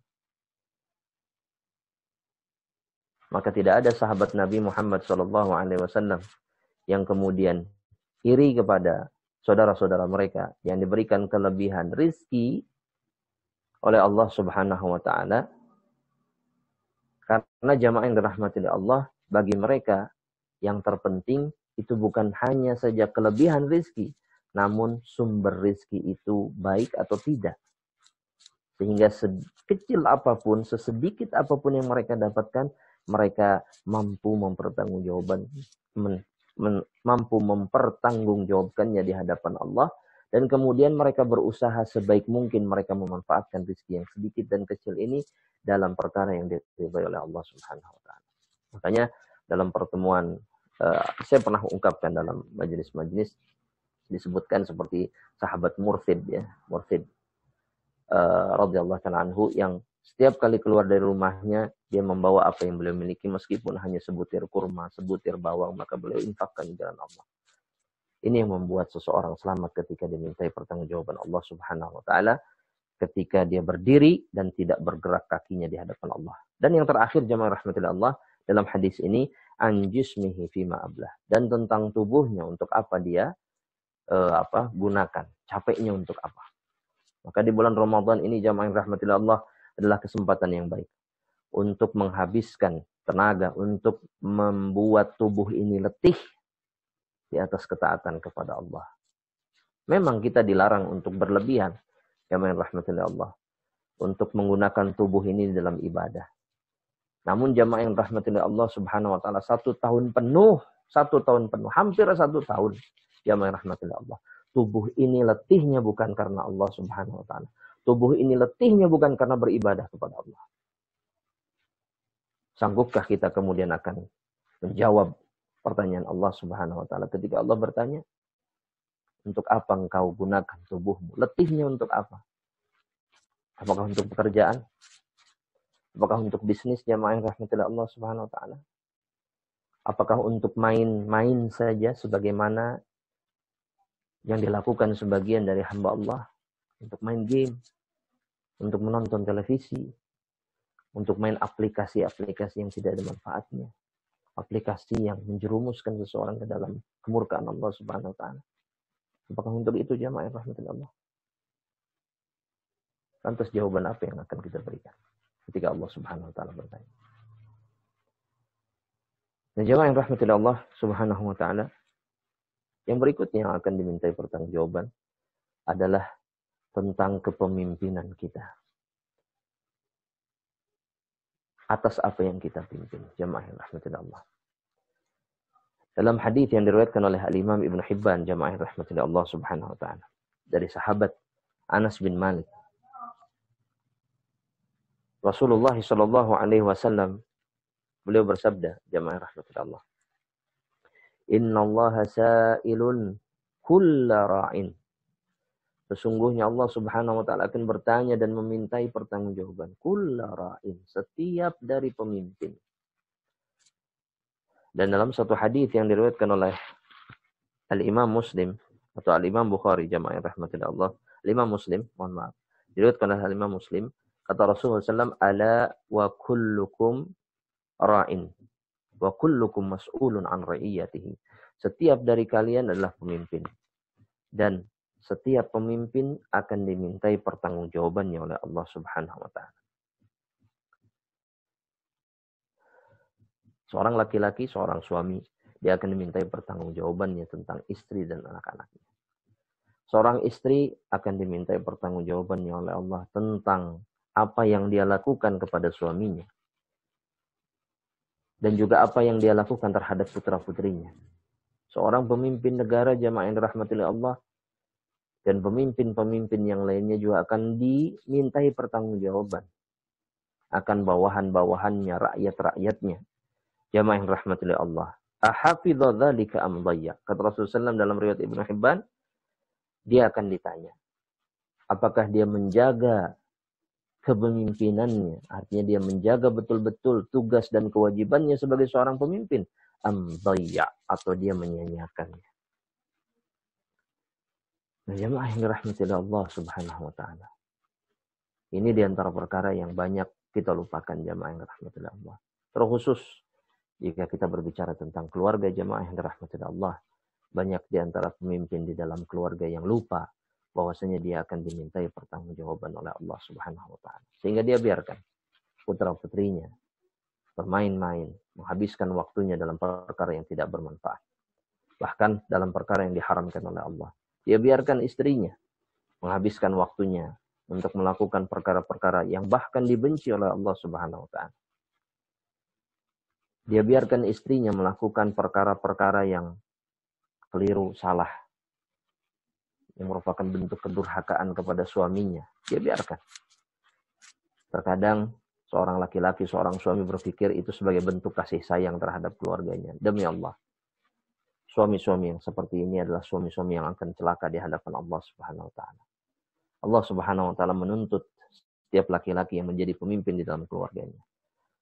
Dalam surat At-Tahrim Allah subhanahu wa ta'ala mengatakan, Qu anfusakum wa ahlikum nara, wa quduha an-nasu wal hijarah. Alaiha malaikatun ghiladun syidadun la ya'suna Allah ma amarahum wa yaf'aluna ma yu'marun. Jagalah keluarga kalian istri dan anak-anak kalian dari api neraka Allah Subhanahu wa taala yang bahan bakarnya adalah manusia dan batu-batuan. Jamaah yang rahmati Allah, yang di dalamnya ada malaikat yang ghilab, syidad, yang keras, kejam, menyiksa ahlun nar atas perintah Allah Subhanahu wa taala sebagai balasan atas kemaksiatan yang mereka lakukan ketika mereka hidup di dunia. Jamaah yang rahmati Allah Subhanahu wa taala. Ancaman yang keras, yang berat dari Allah Subhanahu wa taala. Namun banyak di antara hamba-hamba Allah yang menyanyiakan tanggung jawab dan kewajiban ini. Sehingga ketika mereka dimintai pertanggungjawaban oleh Allah, mereka tidak sanggup untuk memberikan pertanggungjawaban. Yang berikutnya jamaah yang rahmati Allah Subhanahu wa taala. Rasulullah sallallahu alaihi wasallam ya, di dalam satu hadis yang sahih, beliau mengatakan kepada para sahabatnya jamaah yang rahmati Allah Subhanahu wa taala ketika khususnya dua sahabat yang bersama beliau pada saat itu, Abu Bakar dan Umar, yang baru saja selesai dijamu oleh salah seorang sahabat. Kemudian Rasulullah SAW mengutip firman Allah Subhanahu wa taala yang menunjukkan bahwasanya perkara yang ada dalam ayat ini adalah perkara yang akan dimintai pertanggungjawaban oleh Allah. Dalam surat At-Takatsur ayat yang ke-8. At-Takatsur ayat yang ke-8. Allah Subhanahu wa taala berfirman, "Tsumma latus'alunna yauma idzin 'anil na'im." Kemudian pada hari itu, pada hari kita berdiri di hadapan Allah, kalian akan ditanya, kata Allah Subhanahu wa taala, tentang kenikmatan yang Allah berikan kepada kalian. Rasulullah sallallahu alaihi wasallam menafsirkan an-na'im, menjelaskan an-na'im yang dimaksud oleh Allah Subhanahu wa taala di dalam firman-Nya tersebut, jamaah yang rahmati Allah Subhanahu wa taala, dengan al-aswadan. Rasulullah SAW mengatakan innahuma al-aswadan, al-ma'u wat-tamr. Yang dimaksud oleh Allah adalah air dan kurma. Maksudnya makanan dan minuman. Jika hal yang paling sederhana seperti ini saja akan dimintai pertanggungjawabannya oleh Allah, bagaimana dengan kenikmatan yang jauh lebih besar, jamaah rahmatullah? Rumah, kendaraan, kerjaan, prestasi, gaji yang luar biasa, rezeki yang berlimpah, jamaah rahmatullah Allah Subhanahu wa taala. Kemampuan fisik yang sangat luar biasa, kecerdasan yang di atas rata-rata. Jika makanan dan minuman saja, air dan juga makanan yang sederhana, kurma, akan dimintai pertanggungjawabannya oleh Allah. Halalun am haram? Halal atau haram yang kita makan ini. Maka bagaimana dengan nikmat-nikmat yang lainnya? Abdullah bin Mas'ud mengatakan yang dimaksud dengan na'im, beliau mengatakan al-amnu was-sihah, kata beliau, keamanan dan kesehatan. Ada sebagian tabi'in yang mengatakan jami'un ni'am, semua kenikmatan yang diberikan oleh Allah akan dipertanggungjawabannya. Jemaah yang dirahmati oleh Allah Subhanahu wa taala. Lantas apa yang sudah kita lakukan? Apakah kita bersyukur atas nikmat Allah Subhanahu wa taala dan kemudian memanfaatkannya di dalam kebaikan, atau sebaliknya? Syekh Abdurrahman Ibn Nasir As-Sa'di dalam tafsir beliau mengatakan ketika menafsirkan ayat ini, Allah Subhanahu wa taala akan bertanya, asyakaral abdu, apakah seorang hamba itu bersyukur dengan cara menunaikan hak Allah, kemudian dia tidak bermaksiat dengan kenikmatan yang diberikan itu. Dan banyak di antara kita yang secara sadar ataupun tidak sadar menggunakan kenikmatan yang diberikan oleh Allah untuk perkara-perkara yang akan membinasakan dirinya kelak di hadapan Allah Subhanahu wa taala. Islam tidak melarang kita untuk menggunakan kenikmatan yang diberikan oleh Allah Subhanahu wa taala, tidak. Rezeki kah, harta kah, atau apapun yang diberikan oleh Allah. Namun Islam meminta dan memerintahkan kita untuk menggunakannya di atas kebaikan. Dan jamaah yang semoga senantiasa dijaga oleh Allah Subhanahu wa taala, bisa jadi inilah pertanggungjawaban yang akan membuat diri kita lama berada di hadapan Allah Subhanahu wa taala. Sebagaimana yang disebutkan oleh Rasulullah sallallahu alaihi wasallam, bahwasanya para fuqara dari kalangan kaum muslimin, ya, sabaqal aghniya, mereka mendahului orang-orang yang kaya, orang-orang yang banyak harta, banyak rezeki, banyak kenikmatan. Bahkan dalam satu riwayat disebutkan khamsumi'ati sanah atau 500 tahun orang-orang fakir ini akan terlebih dahulu masuk ke dalam surga Allah bersama Rasulullah sallallahu alaihi wasallam. Allahumma ij'alna wa syarikna ma'ahum ya Rabb. Orang-orang yang pertama kali masuk ke dalam surga Allah adalah fuqara. Namun orang-orang yang diberikan kenikmatan yang berlimpah oleh Allah Subhanahu wa taala, karena mereka mungkin tidak memanfaatkannya di atas kebaikan dan seterusnya, maka hisab mereka menjadi hisab yang panjang, pertanggungjawaban mereka menjadi pertanggungjawaban yang panjang. Waliyadzubillah, jamaah rahmatillah Allah. Dan jamaah yang rahmatillah Allah Subhanahu wa taala. Sebagai penutup dalam pertemuan ini, jamaah yang rahmatillah Allah, ada perkataan seorang tabi'in yang mulia, jamaah yang rahmatillah Allah Subhanahu wa taala. Ketika beliau ditanya, atau ketika beliau bertanya, ya, ketika beliau bertanya kepada seseorang yang menghampiri beliau, ya, yang kemudian ditanya oleh Al-Fudail ibnu Iyad, beliau mengatakan, "Kam atat alaik?" Kata Fudail ibnu Iyad, "Kam atat alaik?" Berapa usiamu sekarang? Sudah sampai usia berapa? Sudah sampai usia berapa, jamaah yang rahmatullah Allah? Kata Fudail kepada laki-laki ini, sudah sampai usia berapa sekarang usiamu? Maka laki-laki ini mengatakan situ nasanah, 60 tahun. 60 tahun. Maka Fudail mengatakan, qal mundu sittina sanah tasiru ila rabbik. Semenjak 60 tahun engkau menuju Rabbmu, engkau dalam perjalanan menuju Allah Subhanahu wa taala. Maka laki-laki ini mengatakan, inna lillahi wa inna ilaihi raji'un. Sesungguhnya kami adalah milik Allah dan sesungguhnya kami akan kembali kepada Allah Subhanahu wa taala. Faqala al-Fudail, ata'rifu tafsirah? Apakah engkau tahu tafsir dari kalimat yang baru saja engkau ucapkan? Taqul inna lillahi wa inna ilaihi raji'un. Engkau mengatakan inna lillahi wa inna ilaihi raji'un. Engkau mengatakan sesungguhnya kami milik Allah dan kami akan kembali kepada Allah Subhanahu wa taala. Maka Fudail kemudian menjelaskan, faman arafa annahu lillah,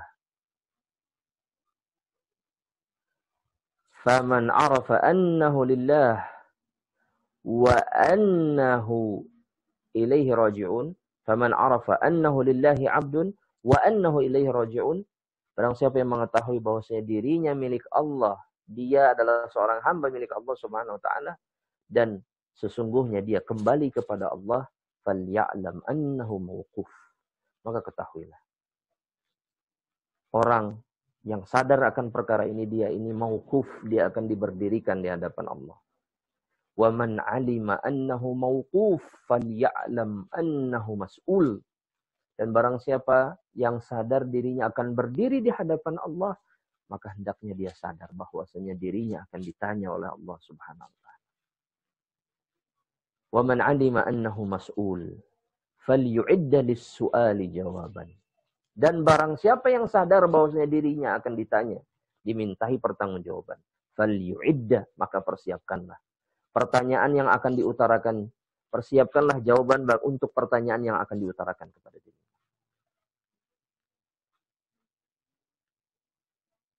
Jamaah rahmatillah Allah.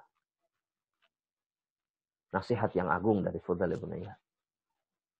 maka persiapkanlah jawaban dengan amal saleh, dengan ketaatan kepada Allah, dengan perkara-perkara yang dicintai oleh Allah, agar kita sanggup menjawab pertanyaan-pertanyaan Allah Subhanahu wa taala. Namun laki-laki ini kemudian bertanya, "Wa mal hilah?" Dia merasa dirinya sudah 60 tahun, sudah lewat usianya begitu banyak jamaah yang dirahmati oleh Allah. Dia merasa mungkin dia menyia-nyiakan waktunya, kesempatannya, usianya, amalnya, dan seterusnya. Mal hilah? Dia kemudian bertanya, apa jalan keluarnya? Bagaimana saya bisa memperbaiki keadaan saya sehingga saya bisa menjawab kelak nanti di hadapan Allah Subhanahu wa taala? Maka Fudail bin Iyad mengatakan, yasirah, mudah. Kata Fudail bin Iyad. Qala wa ma hiya? Laki-laki ini bertanya, ma hiya? Apa dia? Apa jawabannya? Apa jalan keluarnya?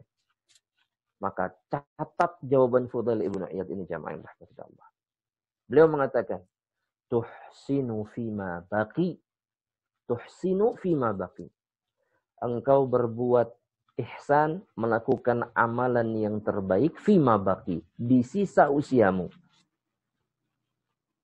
Yughfar laka ma madha wa ma baqi. Maka Allah Subhanahu wa taala akan mengampuni seluruh kesalahanmu yang telah lalu selama 60 tahun. Dan kemudian Allah Subhanahu wa taala akan memperbaiki usia yang tersisa dari usia. Maka dengan cara seperti itu jamaah yang dirahmati Allah, insyaallah kita akan selamat dan sanggup untuk bisa berdiri di hadapan Allah dan menjawab kalimat-kalimat pertanyaan-pertanyaan yang meminta pertanggungjawaban kita atas apa yang kita lakukan. Jamaah yang rahmatillah Allah, ana rasa ini yang bisa ana sampaikan di pagi hari ini insyaallah taala. Semoga memberikan manfaat khususnya bagi diri ana sendiri dan hadirin sekalian sebagai pengingat agar kita semakin sadar bahwasanya setiap tingkah laku dan perilaku kita adalah perkara yang akan dimintai pertanggungjawaban oleh Allah Subhanahu wa taala. Dan apa yang akan terjadi kelak di hari kiamat di hadapan Allah adalah perkara yang berat. Yang hanya memiliki dua kemungkinan saja jamaah rahmatullah Allah. Imma kita diselamatkan oleh Allah karena kita sanggup mempertanggungjawabkan apa yang kita lakukan. Imma kita berhak mendapatkan azab Allah Subhanahu wa taala karena ternyata selama kita hidup di dunia kita menyia-nyiakan kesempatan yang diberikan oleh Allah dan kita tidak mengambil kesempatan seperti nasihat yang diberikan oleh Rasulullah SAW kepada Abdullah ibnu Umar radhiyallahu taala anhu, di mana beliau mengatakan kun fid dunya ka'annaka gharib aw 'abir sabil.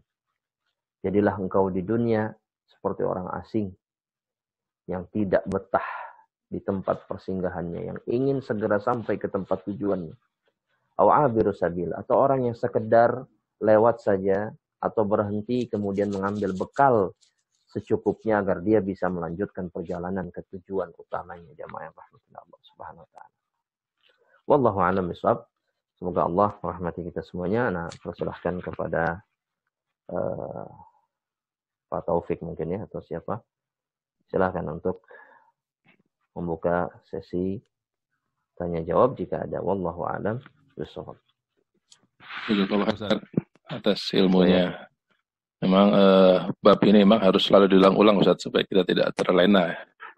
Nah. Silahkan bagi jamaah yang akan bertanya untuk raise hand, mengangkat tangan dahulu. Nah, silakan. Ya, mungkin Abu Rafa, tafadhol. Tafadhol. Assalamualaikum Ustaz. Waalaikumsalam warahmatullahi wabarakatuh. Ya, Ustaz tadi menjelaskan bahwa orang miskin itu akan masuk surga 500.000 tahun lebih dulu, Ustaz. 500 tahun, nah. 500 tahun. 500 tahun apa Ustaz? Nah, kita sebagai ya manusia menjadi khawatir ya Ustaz ya ketika kita diberi kelebihan harta oleh Allah gitu Ustaz. Nah, yang pengen anak tanyakan, bolehkah sebelum wafat kita berwasiat kepada anak-anak kita Ustaz? Nah, apabila bapakmu ini meninggal, rumah, mobil tolong jual, misalkan salurkan untuk bangun masjid atau dipakai di jalan dakwah atau pesantren gitu Ustaz. Apakah boleh seperti itu Ustaz? Karena kalau dijual sekarang ya kita kan masih butuh Ustaz ya, kendaraan untuk usaha, rumah untuk tempat tinggal gitu Ustaz. Mungkin itu Ustaz pertanyaan Anda Ustaz. Syukran jazakallahu khair Ustaz. Afwan Pak Kamal. Ada Ustaz. Saya jamaah yang rahmatillah Allah Subhanahu wa taala. Ini pernah dilakukan oleh seorang sahabat yang mulia. Ubay bin Ka'ab atau Sa'ad bin Abi Waqqas terlupakan oleh saya. Sahabat yang agung, yang besar, sahabat yang di antara sahabat yang pertama kali masuk Islam, yang juga diberikan rezeki berupa harta yang berlimpah oleh Allah Subhanahu wa taala, yang mengatakan kepada Rasulullah sallallahu alaihi wasallam bahwasanya dia ingin mewasiatkan seluruh hartanya ketika dia meninggal untuk hamba-hamba Allah atau untuk digunakan di jalan Allah Subhanahu wa taala. Maka Rasulullah SAW melarangnya. Kemudian sahabat ini mengatakan fanis ya Rasulullah, setengahnya ya Rasulullah. Maka Rasulullah SAW juga mengatakan atau melarang sahabat yang mulia ini untuk melakukannya. Kemudian sahabat ini mengatakan fathuluth ya Rasulullah, sepertiga ya Rasulullah. Wathuluthu katsir kata Rasulullah. Sepertiga boleh dan sepertiga itu adalah jumlah yang banyak. Apa yang menjadi alasan jamaah rahmatullah Allah Subhanahu wa taala? Bahwasanya kita diizinkan hanya sepertiga, memberikan sepertiga dari apa yang kita miliki. Ya, jemaah yang dirahmati Allah Subhanahu wa taala. Kita mewasiatkan untuk memberikan sepertiga. Itu diizinkan di dalam syariat. Karena jemaah yang dirahmati Allah, keluarga kita, putra-putri kita, ya, jemaah yang dirahmati Allah, itu mereka memiliki hak untuk ditinggalkan harta bagi mereka. Sehingga mereka tidak menjadi hamba-hamba Allah yang kemudian jika hartanya diberikan semua kepada orang lain atau di jalan Allah Subhanahu wa taala, baik itu pesantren atau apapun itu, jamaah yang rahmatullah Allah, maka kemudian mereka akan meminta-minta kepada manusia jika kita melakukannya.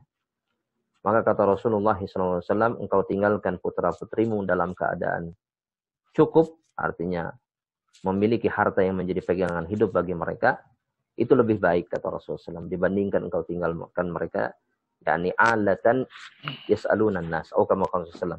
Lebih baik daripada engkau meninggalkan mereka dalam keadaan meminta-minta kepada manusia. Allah serba kekurangan, fakir. Karena kita berpikir atau karena mungkin kita menganggap bahwasanya kita berikan di jalan Allah ini akan menjadi kebaikan, padahal di sisi yang lain anak-anak kita, putra-putri kita khususnya itu memiliki hak yang merupakan kewajiban kita, yang merupakan tanggungan kita atas mereka jika kita memiliki harta. Namun jamaah yang dirahmati Allah Subhanahu wa taala, lantas bagaimana solusinya? Mungkin sebagian dari kita berpikir, ya gimana Ustaz, saya harta sampai saya menjelang meninggal mungkin nanti masih ada saja hartanya, bahkan mungkin bertambah. Maka lakukan seperti apa yang dilakukan oleh salafun saleh, khususnya para sahabat Nabi Muhammad SAW ataupun para tabi'in, tabi'ut tabi'in. Saya ambil contoh jamaah. Saya ambil contoh seorang mungkin masuk ke dalam golongan tabi'ut tabi'in, ya, atau di bawahnya. Al-Laits ibnu Sa'ad, salah seorang imam, ya, yang agung, salah seorang pemimpin ulama di kota Mesir, itu memiliki penghasilan terkadang dalam satu tahun, jemaah yang rahmatullah Allah, mencapai penghasilan sampai 25 atau 30 miliar per tahun. Namun dalam satu tahun atau setiap tahunnya dia tidak memiliki kewajiban untuk mengeluarkan zakat. Kenapa jemaah? Karena harta yang masuk, yang diberikan oleh Allah, rizki yang diterimanya senantiasa keluar di jalan Allah Subhanahu wa taala. Perkara ini akan memperingan hisab atau pertanggungjawaban seseorang kelak di hadapan Allah Subhanahu wa taala. Dan sampai detik terakhir dari akhir hayatnya, Al-Imam Laits ibnu Sa'ad tidak pernah hidup dalam kekurangan. Jamaah rahmatullah. Mungkin logika yang muncul di akal kita ini, ya semuanya dihabiskan di jalan Allah, 25 miliar dikeluarkan. Bahkan terkadang beliau mengeluarkan sedekah, satu kali sedekah itu bisa sampai 1 atau 2 miliar. Ya, sekali sedekah, namun beliau tidak pernah sengsara, namun kemudian harta beliau itu tidak berkurang, dan bahkan harta beliau sampai detik terakhir itu bermanfaat bagi Islam dan kaum muslimin. Ya jamaah yang dirahmati Allah Subhanahu wa taala. Artinya jamaah yang dirahmati Allah, perbanyaklah sedekah, infak. Ini sebagai solusinya insyaallah untuk memperingan pertanggungjawaban di hadapan Allah Subhanahu wa taala. Adapun di akhir hayat kemudian kita menghabiskan harta sekaligus dan membiarkan keturunan kita dalam keadaan susah, sulit, sengsara, maka ini perkara yang dilarang di dalam syariat. Wallahu a'lam bishawab. Nah, silakan pertanyaan yang berikutnya. Silakan. Mudah-mudahan terjawab tadi. Silakan yang akan bertanya Pak Ustadz, silakan raise hand. Silakan. Ya, mungkin sambil nunggu dari Anda Ustadz. Silakan. Jadi berkaitan dengan iman Ustadz. Iman itu kan naik turun Ustadz ya. Nah, sahih. Artinya turun dengan maksiat dan naik dengan ibadah. Nah. Ketika turun kita mungkin mudah kenalin Ustadz ya. Wah, kita lagi turun nih, kita lagi ya naudzubillah lah, jangan sampai gitu. Cuman ketika naik ini Ustaz. Nah, ketika iman naik ini bagaimana Ustaz membedakan, kan khawatirnya kita jadi ujub Ustaz. Wah, kita merasa iman kita naik nih. Wah. Khawatirnya kan tergelincir kita ke ujub. Nah, mungkin bagaimana untuk mencegah supaya hal itu tidak terjadi Ustaz? Baik. Yang pertama, jamaah rahmatullah Allah Subhanahu wa taala. Ini salah satu cara syaitan ya untuk menggelincirkan manusia bukan hanya saja dalam kemaksiatan atau dengan kemaksiatan, namun juga dengan ketaatan kepada Allah Subhanahu wa taala. Makanya Sufyan Ats-Tsauri beliau mengatakan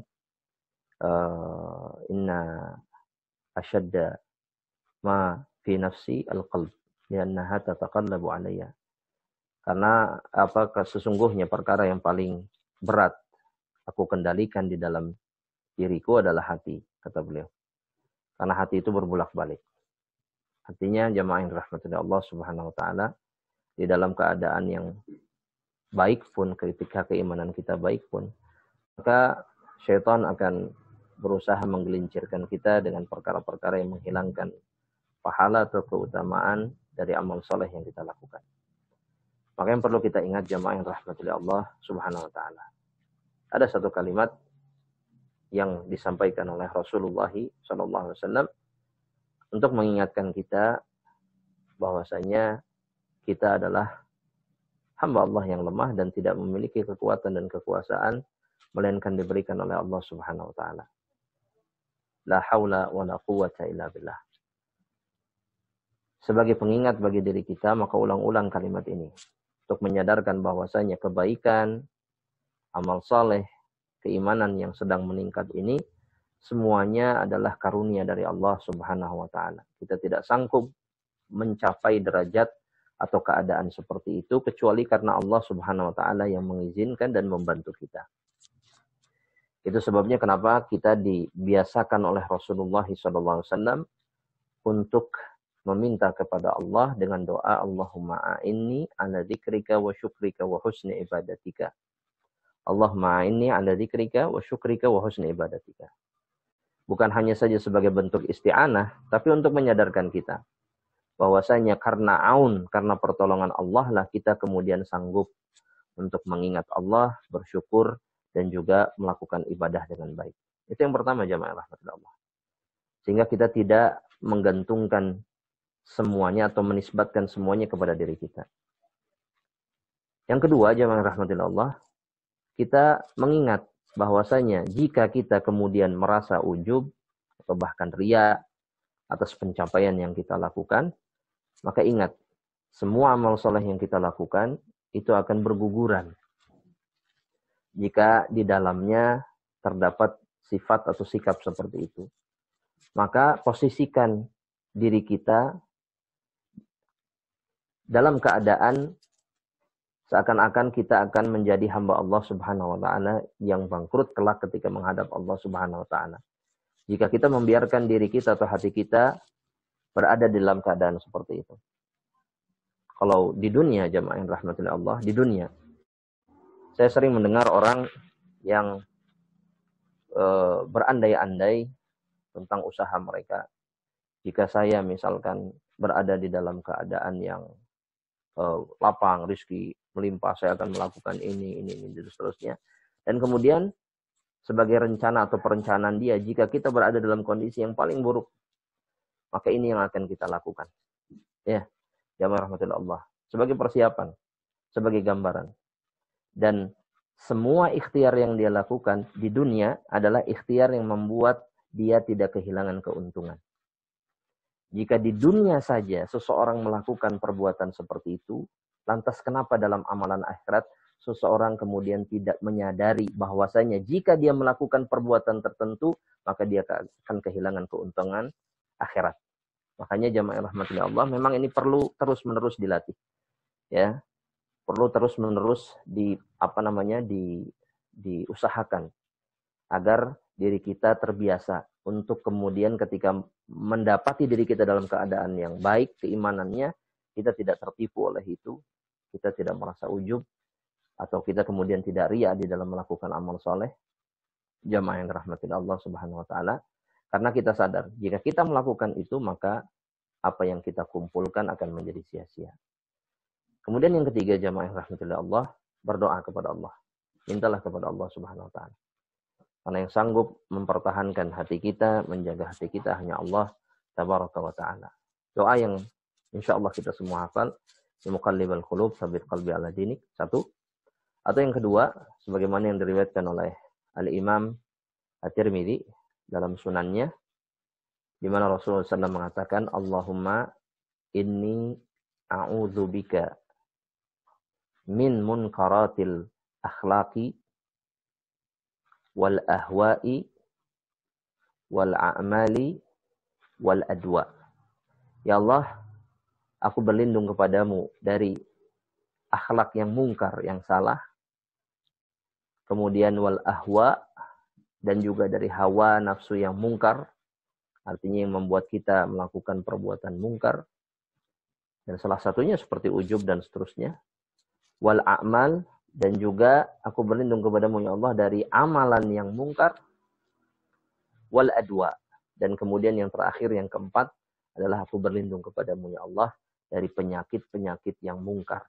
Artinya penyakit-penyakit yang membuat kita kemudian tidak ridha atas keputusan Allah Subhanahu wa Ta'ala, atau bahkan wal'iyadu billah membuat kita menjadi hamba Allah yang kufur ketika kita tertimpa penyakit seperti itu. Wallahu a'lam bishawab. Mudah-mudahan terjawab insyaallah taala. Nah.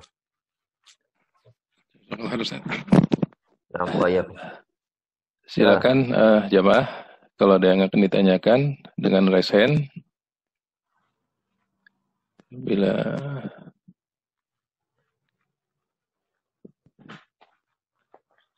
Akhi Bimo mungkin.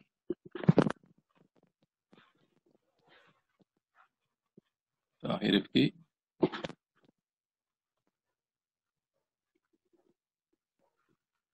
Ya, sepertinya sudah paham semua Ustaz. Masya Allah, Masya Allah. Masya Allah. Mungkin tafadhal sekalian ditutup mungkin. Tutup. Baik. Ya. Nah, jamaah yang rahmatullah Allah Subhanahu wa Ta'ala. Kita berharap jamaah yang rahmatullah Allah, kelak perjumpaan kita dengan Allah Subhanahu wa Ta'ala adalah perjumpaan yang ringan, perjumpaan yang mudah, ya. Dan itulah yang diharapkan oleh Rasulullah SAW dalam hadis yang sahih, di mana Rasulullah SAW senantiasa ulang-ulang doa, Allahumma hasibni hisabai yasira. Ya Allah, hisablah aku dengan hisab yang mudah, dengan hisab yang mudah. Artinya hisab yang tidak memberatkan, hisab yang membuat kita sanggup untuk bisa mempertanggungjawabkan apa yang sudah kita lakukan ketika kita hidup di dunia. Maka doa ini sepatutnya kita ulang-ulang jamaah yang dirahmati Allah, karena memang ini yang kita butuhkan di antara perkara yang kita butuhkan dan kita harapkan sebagai perkara yang dikaruniakan oleh Allah Subhanahu wa taala kepada kita adalah hisab atau pertanggungjawaban yang mudah di hadapan Allah Subhanahu wa taala.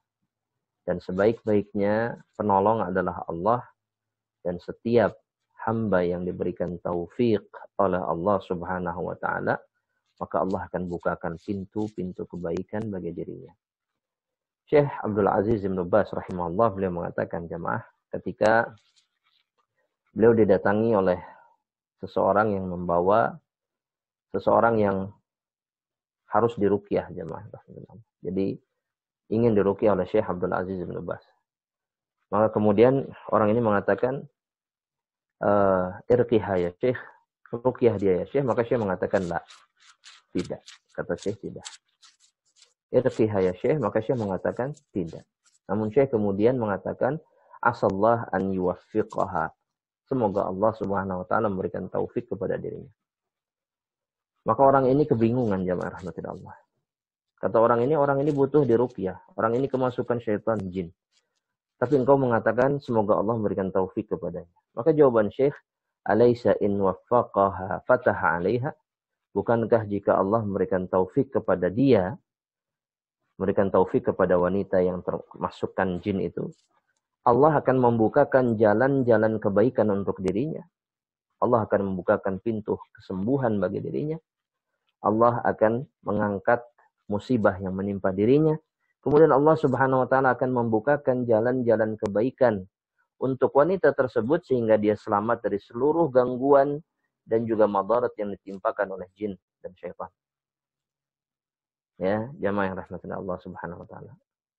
Dan oleh karena itu jamaah yang rahmatillah Allah, senantiasa berharap kepada Allah agar Allah memberikan taufik kepada kita agar kita sanggup melakukan amalan yang menyelamatkan diri kita kelak di hadapan Allah dan meringankan pertanggungjawaban kita insyaallah taala ketika kita dihisab. Wallahu a'lam bishawab. Semoga Allah menjaga dan melindungi kita semuanya dan seluruh kaum muslimin dimanapun mereka berada, dan memberikan taufik dan hidayahnya kepada mereka, dan juga mengumpulkan kita kelak insyaallah di dalam surganya di Firdausul A'la. Amin ya rabbal alamin. Kita tutup dengan doa kafaratul majlis. Subhanakallahumma wa bihamdika asyhadu an la ilaha illa anta astaghfiruka. Assalamualaikum warahmatullahi wabarakatuh. Waalaikumsalam warahmatullahi wabarakatuh. Jazakallahu khair Ustaz. Jazakallahu khair Ustaz. Kalau ngomong istilah kayak gimana ya, teman-teman.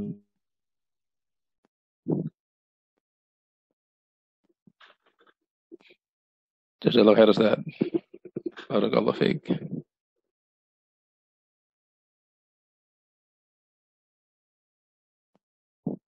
Ya, mungkin sampai di sini dulu. Insyaallah nanti kita lanjutkan lagi untuk jalur rutinnya insyaallah Selasa depan di waktu yang sama juga. Insyaallah untuk pertanyaan bisa juga lewat chat. Apa tadi sempat mengumumkan. Jadi kalau memang mungkin kesulitan dengan menu raise hand, bisa juga nanti via chatnya.